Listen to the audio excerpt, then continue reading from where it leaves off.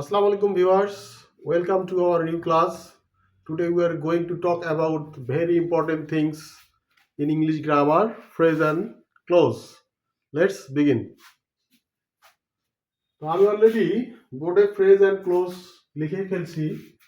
আসলে এটা আমাদের খুবই একটা গুরুত্বপূর্ণ বিষয়। তো ফ্রেজের বাংলাটা হচ্ছে শব্দগুচ্ছ। সাধারণত আমরা বলে থাকি এ phrase is a group of words without subject and finite verb and works in a sentence as a parts of speech. মানে ফ্রেজটা হচ্ছে একগুচ্ছ শব্দ যেখানে কোনো সাবজেক্টও থাকবে না, কোনো ফাইনাইট ভার্বও থাকবে না এবং বাক্যে একটি সে পার্টস অফ স্পিচের মতো কাজ করবে। এবং অপরদিকে ক্লোজটা হচ্ছে বাক্যাংশ।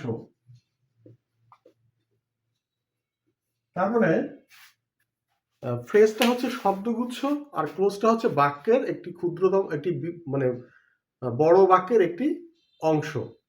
মানে a clause is a smaller part of a complex or compound sentence having subject and finite verb. তার মানে হচ্ছে ক্লোজটা হচ্ছে একটা কমপ্লেক্স অথবা কম্পাউন্ড বাক্যের একটা অংশ যেখানে অবশ্যই একটি সাবজেক্ট থাকবে এবং ফাইনাইট ভার্ব থাকবে। তাহলে এখন আমরা বলছি যে ফ্রেজটা হচ্ছে শব্দগুচ্ছ এবং এটা পার্টস অফ স্পিচের মতো কাজ করবে।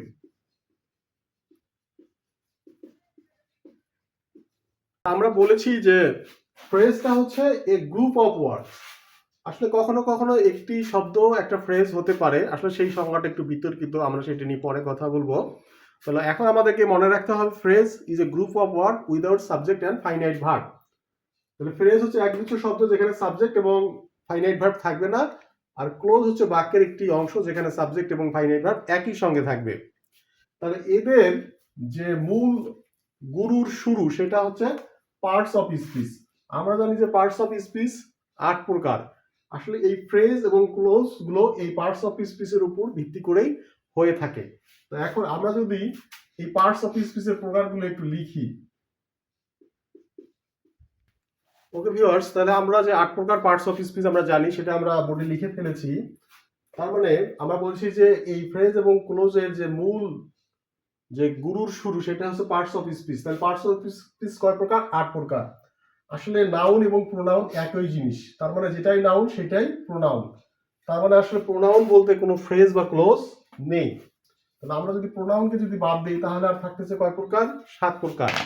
তার মানে ফ্রেজও 7 প্রকার হয়, ক্লোজও 7 প্রকার হয়।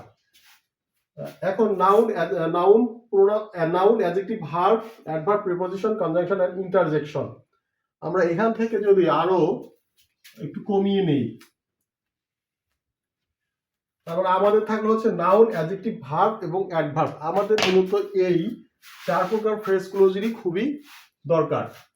আসলে এখন যেহেতু আজকে আমাদের এটা একটা বেসিক ডিসকাশন, তাহলে আগে আমরা ফ্রেজ এবং ক্লোজ এর যে মূল পার্থক্য এবং তাদের এটা আমরা উদাহরণ দিয়ে দেখব, তারপর আমরা এই আলোচনাগুলোতে যাব।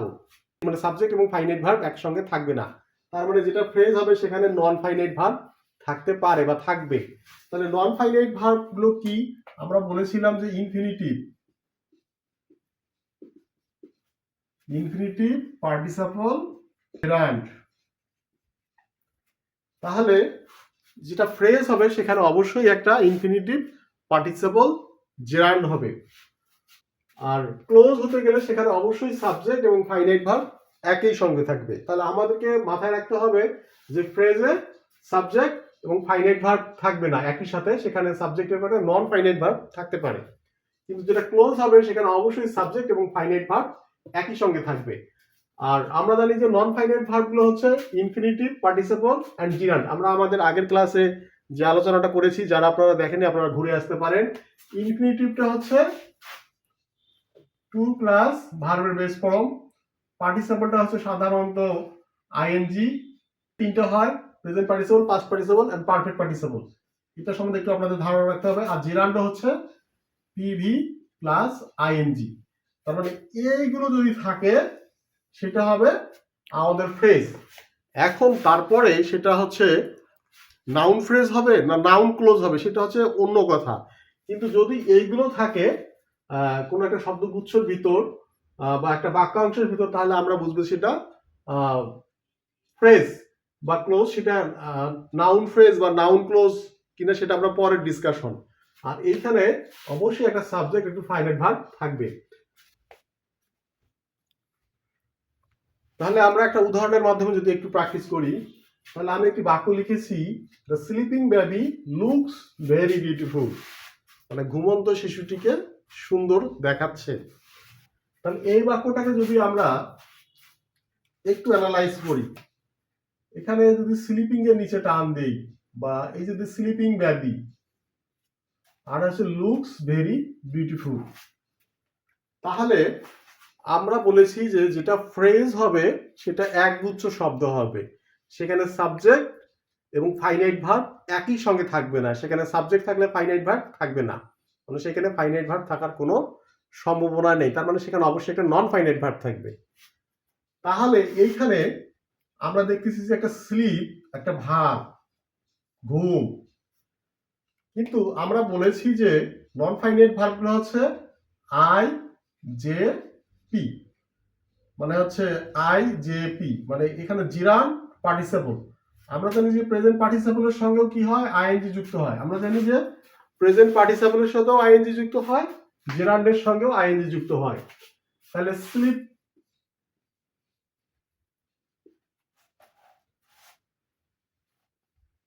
তাহলে এখানে স্লিপের সঙ্গে আইএনজি যুক্ত হয়ে কি হয়েছে, স্লিপিং। তার মানে এখানে আমরা নন ফাইনাইট ভার্বের যে পরিবার সেখানে হচ্ছে ইনফিনিটিভ, জেরান অথবা পার্টিসিপল। তার মানে এখানে এই যে স্লিপিং, তাহলে এই যে স্লিপের সঙ্গে আইএনজি যুক্ত হয়ে যে অংশটা গঠিত হয়েছে, আসলে এটা পার্টিসিপল না জিরান সেটা পরের কথা, কিন্তু আসলে প্রথমত কথা হচ্ছে এটা একটা নন ফাইনাইট ভার্ব। তার মানে এখানে দি বেবিটা সাবজেক্ট আছে, কিন্তু আমরা বলেছি যে সাবজেক্ট এবং ফাইনাইট ভার্ব একসঙ্গে থাকবে না, এটাই হচ্ছে ফ্রেজের মূল বৈশিষ্ট্য। তার মানে এখানে সাবজেক্ট থাকলেও এখানে স্লিপিংটা কোনোভাবেই ফাইনাইট ভার্ব নয়। তার মানে এই যে আমরা বলেছিলাম যে ফাইনাইট ভার্ব থেকে টেন্স চেনা যাবে আর নন ফাইনাইট ভার্ব থেকে টেন্স চেনা যাবে না। তাহলে আমরা কি এখানে স্লিপিং দেখে কি টেন্স চিনতে পারছি না? তাহলে এবং সেখানে আইএনজি আছে, আমরা বলছি যে নন ফাইনাইট ভার্বের শেষে আইএনজি থাকবে, টু থাকবে, ভার্বের পাস্ট পার্টিসিপল ফর্ম হবে, বা হ্যাভিং এর পর অন্য কিছু হবে। তার মানে এখানে আমরা দেখতে পাচ্ছি যে এখানে স্লিপিংটা কোনোভাবেই ফাইনাইট ভার্ব নয়। তার মানে এটা হচ্ছে একটা ফ্রেজ। এখন আমরা যদি বলি looks very beautiful, okay fine, looks very beautiful, আসলে এর আগে কিন্তু সাবজেক্ট আছে দি বেবি। তার মানে হচ্ছে আমরা যদি এখানে বলি যে হচ্ছে আমরা ক্লোজের সংখ্যাটা কি বলছি, যে ক্লোজটা হচ্ছে কমপ্লেক্স বা কম্পাউন্ড সেন্টেন্সের একটি অংশ হবে। তাহলে আমি যদি বলি আসলে এইটা কি ক্লোজ না সেন্টেন্স, ক্লোজ অর সেন্টেন্স? আসলে এইখানে যদি আমরা কেউ বলি এটা একটা ক্লোজ, তাহলে কিন্তু এটা ভুল হবে, কারণ এটা একটা সেন্টেন্স। মানে এখানে সাবজেক্ট, ভার্ব এবং হচ্ছে অবজেক্ট বা কমপ্লিমেন্ট যেটাই বলি না কেন এটা আছে, এবং এর আগে কোনো কনজাংশন বা বাড়তি কোনো অবজেক্ট বা সাবজেক্ট বা ক্লোজ নেই। কিন্তু এটা তো আমরা এটা স্বাধীনভাবে একটা অর্থ প্রকাশ করছে এবং এটা একটা সিম্পল সেন্টেন্স আমরা জানি। এই জন্য আমরা বলেছি যে ক্লোজ হতে গেলে সেটা কমপ্লেক্স কিংবা কম্পাউন্ড সেন্টেন্সের একটা অংশ হতে হবে। তাহলে দি বেবি লুকস ভেরি বিউটিফুল, তাহলে এখানে যদি আমি লুকস এর নিচে টান দেই, তাহলে লুকস দেখে আমি এটা বুঝতে পারছি যে এটা প্রেজেন্ট ইনডিফিনিট টেন্স, তার মানে এটা একটা ফাইনাইট ভার্ব। আর এখানে বি বেবিটা সাবজেক্ট হিসেবে আছেই, তাহলে সাবজেক্ট প্লাস ফাইনাইট ভার্ব সমান সমান কি হবে, ক্লোজ। এবং এটা একটা কমপ্লেক্স বা কম্পাউন্ড সেন্টেন্সের অংশ। তাহলে আমরা যদি বাক্যটাকে আরো ডিপলি লিখি, the baby which oblique that is sleeping looks very beautiful, তাহলে the baby which or that is sleeping looks very beautiful, তাহলে এখানে আমরা দেখছি যে এটা একটি কমপ্লেক্স সেন্টেন্স।